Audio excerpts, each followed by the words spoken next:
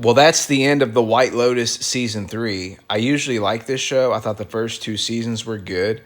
And I thought the third season was good too for the most part. I will say it was very, very slow, in my opinion, up until the last episode, which was very entertaining.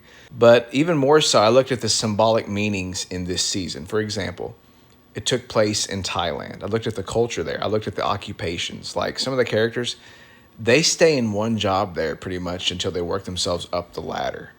Like they'll stay there for 10, 20 years, whatever, till they get to the place they want to be. How often do we do that out here in the West? Maybe they don't do that in Thailand at all. Maybe it's just purely fiction, but like suppose they do in the Far East stay in a job and that's their title for years and they stay within that realm. We don't do that in the United States.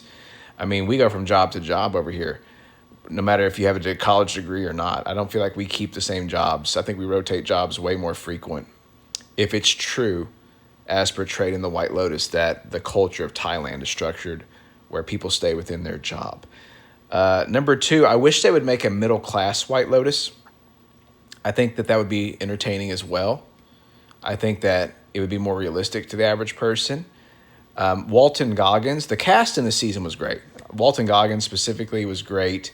This show has symbolic meanings of having a family, having two parents. What if you don't have two parents in your life?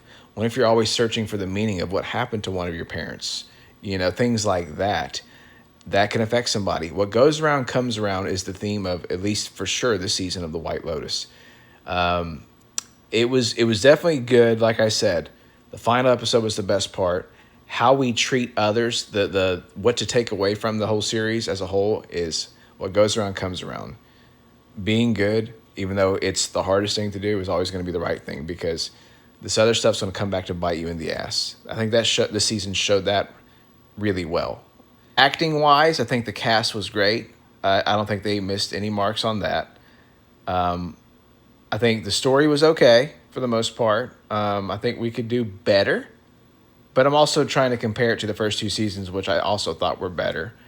I'll still obviously continue to watch it if they keep making the season. I'm excited for next week because The Last of Us Season 2 starts, and I'm very curious and anxious to see what they do with that because I really, really enjoyed the first season of The Last of Us. Let me know in the comments what you thought of The White Lotus this latest season. I'm curious to know. The finale was great. I don't think there was any boring moments in that episode. From start to finish, it delivered on all the fronts. What was your favorite part of The White Lotus this season? Let me know in the comments. I'm curious to know.